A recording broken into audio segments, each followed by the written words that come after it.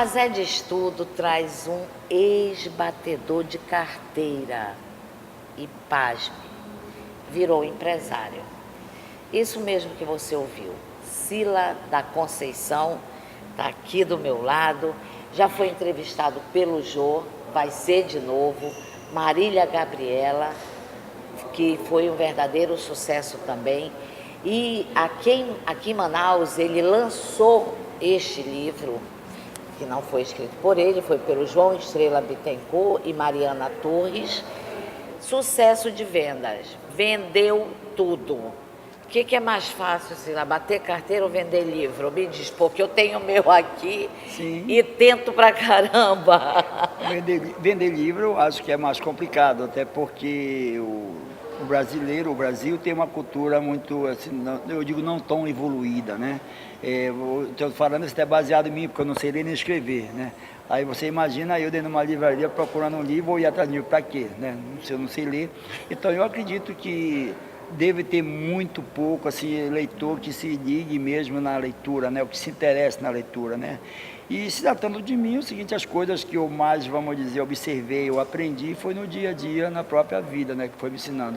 Não dizendo que o livro não tem significado, né? O fato, vamos dizer, desse livro de eu estar contando a minha história aí é que o livro possa fazer um trabalho que talvez que eu não tenha, que eu não possa fazer no boca a boca, no dia a dia, mas que ele possa informar de onde eu vim e de onde eu estou. Você termina perenizando a sua história, não é isso? Daí, aqui, através do livro, qualquer pessoa pode saber de Sila da Conceição. Exatamente. Né? Você nasceu em Belém do Pará. Belém do Pará, nosso vizinho aqui do lado. Morou em Brasília, em São Paulo. Como é que foi a sua infância e como é que você começou a fazer a vida do crime? Veja bem, nasci numa periferia em Belém do Pará, né, um bairro muito pobre, filho de uma família muito pobre, e aos 7 anos eu saí de casa, né? Saí de casa e fui perambular na rua, morar aqui na casa de um, na casa de outro, muitas vezes dormir na sarjeta, dormir na calçada, tive que frequentar o Vero Peso, morei no Vero Peso por algum tempo também. Eu passei, vamos dizer, parte da minha infância, dos 7 aos 19 anos de idade, toda na rua, né? E dentro desse período aí eu vendi pipoca, eu vendi amendoim, eu vendi cheiro verde, eu vendi banana, eu vendi verdura, passei por toda essa situação. Aos 19 anos de idade comecei a me envolver com determinada situação, determinada camaradagem, determinadas assim, coisas que acabou me levando a uma situação e uma escolha ao mesmo tempo que foi do crime. E chegando dentro do crime eu passei a bater carteira. E aí você foi para Brasília e depois São Paulo? O meu primeiro trabalho como estranho de bater carteira foi na minha cidade, Belém do Pará. Foi lá que tudo iniciou, né? Mas eu fui vendo que, vamos dizer, a cidade estava pequena para mim e sem um campo maior de eu, vamos dizer, fazer aquilo que eu mais queria na época, que era bater carteira. Então eu saí, morei em Brasília por algum tempo, né? Onde tive que também fui ali preso, passei 4 meses Pois na cadeia. Isso que eu ia te perguntar, você chegou a ser preso? Várias vezes. É mesmo? Várias vezes. Eu fui 2 vezes até para o Carandiru, fui uma vez para Papuda, em Brasília. Vem cá, você chegou a usar drogas? Demais. É mesmo? Eu usei todo tipo de droga. Inclusive eu parei de roubar em 79, né?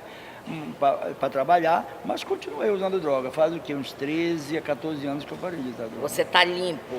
Graças a Deus, eu digo assim que a vida era feita de mudança, né? E a mudança só chama atenção quando ela é para o melhor, quando ela é para o pior, ela não chama atenção, né? Então é que eu vivo na vida todo o tempo procurando fazer mudança. Cada dia é um dia, né? Eu sempre estou sonhando, eu sempre estou fazendo uma coisa nova, eu sempre estou começando. Você tem filhos?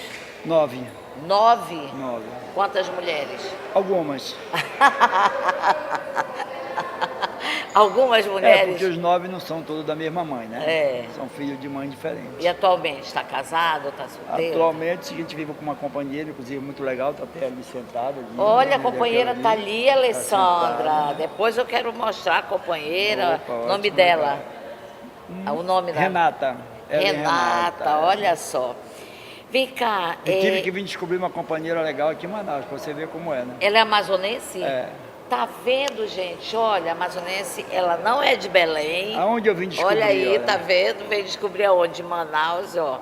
Tá com quanto tempo com ela? Quase 2 anos. Olha que bom. Me diz uma coisa, como é que você, a quem você atribui, de que forma que você atribui essa sua reviravolta, essa sua regeneração? De que forma, como é que isso se deu na tua vida? Olha, em primeiro lugar, Deus. Deus existe. E se Deus existe, lógico Você é evangélico? que o ser humano existe. Não, não sou evangélico, mas a minha mãe morreu evangélica. Certo. E por um motivo de eu saber que Deus existe e o ser humano também existe, né? Tudo nessa vida é capaz, né? Eu acho que nós não temos que pedir ou esperar que alguém, o parente, ou o governador, ou qualquer um recurso venha fazer nada por você. Eu digo sempre que o seguinte, a oportunidade a criação do que é bom ou do que é ruim, ela parte sempre de ti, né? Então eu acho que tudo o seguinte depende mais de você do que mesmo de Deus, porque Deus já fez o quê? Ele te botou no mundo, Ele te botou com 2 braços, Ele te botou com 2 pernas, Ele te botou com uma cabeça. Então Ele já te deu todos os requisitos possíveis que é a vida. Então dali para frente o trabalho é com você, você que tem que fazer um trabalho. Quando eu digo assim, quando você nasce, Deus te deu 50% da tua vida. Aí para te adquirir 1% fica muito fácil. Se você adquirir 1%, aí você já tem 51%. Quando você tem 51%, você é sócio majoritário, você já começa a ter um governo maior, né? Sem você não vai adquirir que não pode, é impossível. Mas você pode lutar aí para chegar, você estando de 70 a 30, você já está de bom tamanho, né? Você não pode estar de meio a meio. Quando deu assim esse start, eu não quero mais crime, eu não quero mais isso, eu não quero bater carteira, eu quero mudar minha vida. Foi algum momento, foi alguma hora que isso aconteceu? Eu penso assim que você não pode ser repetitivo. Você quando passa 10 anos fazendo a mesma coisa, você se torna repetitivo. Normalmente vai nascer uma pessoa ou vai ser criada uma pessoa para vir com uma velocidade maior. E se você parou adiante dos 10 anos, alguém vai te passar, né? E eu, vamos dizer, dentro do crime, eu fui vendo que é o seguinte, eu estava chegando aos 29 anos de idade, véspera de completar, vamos dizer, 30 já, porque chegou no 29 para 30 está mais perto, e eu via ladrões por perto de mim, com 45, com 50 anos, tudo já sem condição e tudo ultrapassado. Já não tinha mais os mesmos requisitos que tinha antes. A polícia já nem ligava mais, as vítimas nem ligavam mais, então se não estava ligando, eu não estava fazendo mais nada. Não já era, nada, já então era. Eu olhava e via que eu ia ser mais um. Então quando eu via aquela história, eu refletia nos filhos. Eu tinha um filho aqui, um filho bem acolá, um filho com uma mulher, um com outro. E aí o que esse filho meu ia ser? Então eu digo que o momento era aquele, a sacada era ali naquela hora. Eu parar antes de interar os 30. Porque se eu interasse os 30, eu era mais um, igual aqueles que já estavam lá. Então foi o que eu fiz. E eu acho que toda a situação, que qualquer atividade que você vir, você tem que parar em plena forma. Você não pode parar, eu digo que o jogador ele não pode parar no banco de reserva. Ele tem que parar quando ele está jogando. Porque ele estando jogando é mais fácil de ser requisitado, é mais fácil de ser negociado, é mais fácil de ser olhado. Ele no banco ele é pouco olhado. Entendeu? Qual foi o primeiro trabalho honesto assim? Eu vou fazer isso, seu primeiro trabalho. Com 29 anos de idade eu parei, enforquei a profissão, como eu dizia, né? Enforquei a profissão e voltei para o lugar de onde eu era, Belém do Pará, e o Vero Peso, que era um lugar onde eu vivi como mendigo, como pedindo esmola, embrulhando peixe, eu voltei para lá. E cheguei lá, é o seguinte, peguei uma oportunidade, ou criei uma oportunidade para mim, e fui cortar peixe. E eu acho que ali foi uma sacada e uma reviravolta muito legal, porque eu como batedor de carteira só andava de paletó e gravata, sapato como alemão no pé, e de repente abandonar tudo isso para encarar um Vero Peso ali, com um tamanco no pé, um avental na cintura, um chapéu na cabeça para cortar peixe. Então eu vi que realmente eu estava querendo alguma coisa diferente. E eu trabalhei aí 1 ano e 30 e poucos dias, 40 dias mais ou menos, e consegui juntar ali dentro 53 cruzeiros, aonde com 50 eu comprei o primeiro Fusca para mim, que foi o que eu coloquei na praça, e era um consórcio já sorteado, onde tinha 32 prestações pagas, 38 prestações pagas e 22 por pagar, e eu caí para dentro e fui trabalhar, sem carteira de motorista, sem nada.